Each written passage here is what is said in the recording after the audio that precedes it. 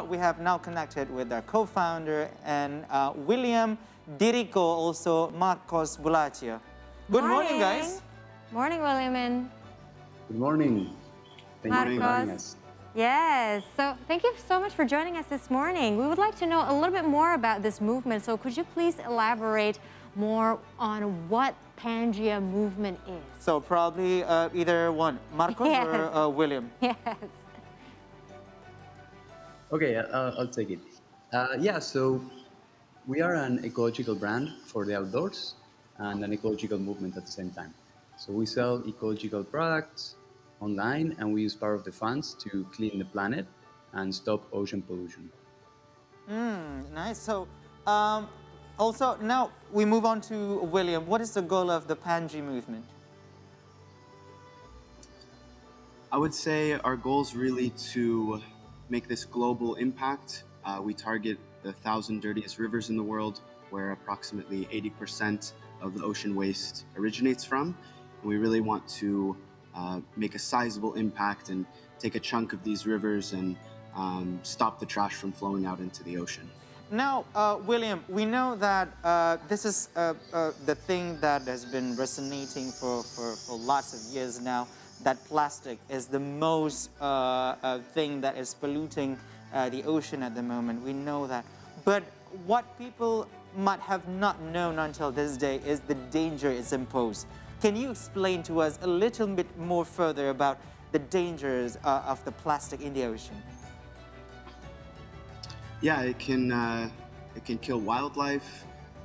It can build up as debris and prevent plants from really taking root and creating ecosystems for the animals as well. The plastics and these materials themselves can also harbor chemicals. So lots of chemicals are also released into the water, which makes it even more difficult for animals and for plankton. Microfibers, which is the little tiny plastic fabrics, is the #1 source of microplastic in the ocean. So a lot of washing of our clothes is actually the #1 contributor to these microplastics, which plankton eat. And plankton actually are basically the basis of the food chain for all the other wildlife. So we are now seeing the effects of lots of these microplastics and macroplastics in the ocean. Right. So this movement, I assume, came from a very personal place for both of you. Because usually a big movement like this and a very important movement like this comes from a personal story. So what prompted both of you to establish this movement? Maybe we can start from Marcos first and then William. Marcos? Yeah, great question. So I've been camping in the mountains and surfing in the oceans all my life because I always felt that nature has a healing power. It always healed me from the stress of the busy city. But a few years ago, I was surfing here in Bali and I found myself swimming in an ocean full of trash. And that made me feel really bad and really question the way we make and consume products. And I recently became a father as well. I have a 10-month-old daughter and I made a promise to one day co-create a world where my daughter can swim in a plastic-free ocean. That's lovely. And what about you, William? Yeah, I think it's been a lifelong commitment to cleaning the environment. I'm a huge camper, huge backpacker, and I love that some of the national parks in the United States are so well managed and protected that when I started traveling around the world, in Latin America and some places in Asia, it really occurred to me that this is a solvable problem. This is a problem that totally can be addressed, and it's something we can really make a massive impact. So I really think it's our responsibility to do this and change the future. And of course, we really hope that we will see many more movements like this, because not only that you are offering solutions, but also inspiring others to do so. But not only one solution, but they also have this one thing by selling carbon negative products. What does that mean? So, Carbon negative products. we want to know. One of them is, if I'm not mistaken, it's bamboo towel, isn't it? Yes. So can you explain to us why bamboo? And how did you guys make them? And what is this carbon negative Yes. products? Yes, so we were looking at products that travelers, backpackers, outdoor people use, and microfiber towels were an extremely popular item. And the more we looked into it, the more we realized that it doesn't really align with what nature lovers want to do, which is to protect the environment. So we looked for a biodegradable material rather than plastic that we could make the towel from, which we found. And then we really looked to go beyond and say, well, it's not just enough for the material to be biodegradable. Can the actual process of making it capture more carbon than it produces? So that's where you get the carbon negative. We're actually capturing more carbon in the process of making our bamboo towels. And with the mangrove, we do mangrove restoration as well, which also captures more carbon to make sure we're really offsetting and we're not really creating any negative carbon impact on the environment. Yeah, and I heard that it's actually pretty quick to grow bamboo. Is that correct? Yes, it grows very fast. Yes, it grows very fast. I mean, that's a more sustainable way of living, really. That's the future way of living that we have to adopt. You've also installed river barriers in several countries, including, of course, in Indonesia. Can you tell us more about them, how they work, how do they help the environment? Absolutely. So the river barriers go into the tributaries of the most polluting rivers in the world. So these rivers might have anywhere from 3 to 10 smaller rivers that are feeding the main river. We can put these trash booms inside of those smaller rivers, and the floating trash that comes by can be captured and then collected so that it never has to go out into the ocean, into the environment. So probably this one will go to Marcos. It's more to the movement, the Pangea movement. What has the movement achieved so far? Excuse me, could you repeat the question, please? Yeah, I mean, with your movement, what it has achieved so far? Okay, yeah. So we started organizing cleanups with the sale of our first product.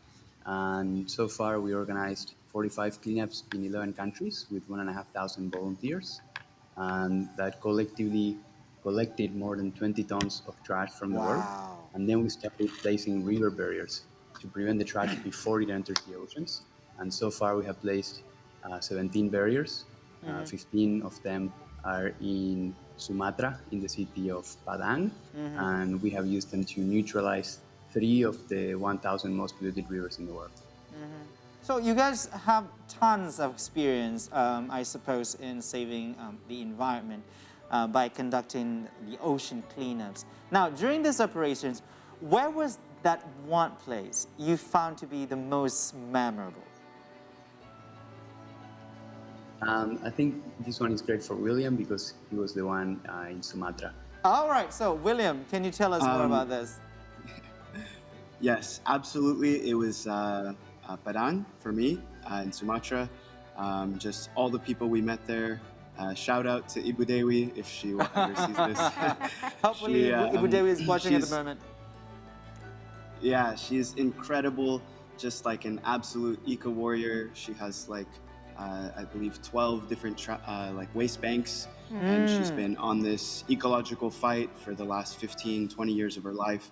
And being able to partner up with her and put the river barriers in the river, make the impact within the community, it was just a beautiful thing. And she really helped make it all possible by connecting us with the government there and getting permission in all the different places, organizing the community. So yeah, I think I left a bit of my heart in Padang, and I love the people there, and I love the project we did. So definitely there. That's great. Movements like this need a lot of support. So I would like to ask you about 2 kinds of support. Are volunteers welcome to help you or be part of this movement? That's the first one. And how can we purchase the products that Pangea Movement has created? You want to take that one, Marcos? Yeah, sure. So yeah, definitely we welcome our volunteers. They can actually apply through our website. Where it says contact, they can fill a form, and then we can get in touch with them to keep organizing our cleanups around the world. And people can also purchase our products from our website. And we will also launch an equity crowdfunding campaign very soon as well. We will invite people to go one step beyond and become a deeper part of our movement and our brand as well. And we will be announcing that in our Instagram, which is Pangea-movement. Cool. _movement. All right. So probably the last one before we close this conversation. What is your plan for Pangea Movement in the future? Yeah, great question. So we would like to keep delivering all the products and keep launching more products. So so far we have launched 3 products.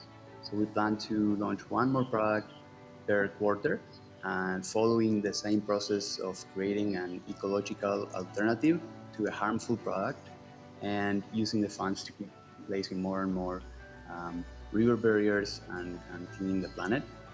So we would like to create a whole line of outdoor gear, ecological outdoor gear, and once we achieve that, probably 3-4 years ahead, we'd like to keep expanding to more products as well into other categories apart from the outdoors. And something else that we're doing that is very interesting is we are turning the plastic that we collect from the river barriers into products. So something that we really want to develop and dive deeper is into research and development and material science in order to be able to recycle more of the plastic that we collect from the river barriers into our products in order to sell those products to keep placing more river barriers and keep stopping more ocean pollution. Wow, you certainly have lots of things to do there, Yeah, it's very considering our exciting. pollution here. It's very exciting. Well, thank you so much, William Diricco and also Marcos Bulacio from the Pangea Movement. Success to you both. Have a lovely day. You guys are based in Bali. Have a lovely day in Bali. Okay, saying Thank you so goodbye much. to you guys. Thank you. Bye-bye. Thank you. Bye-bye.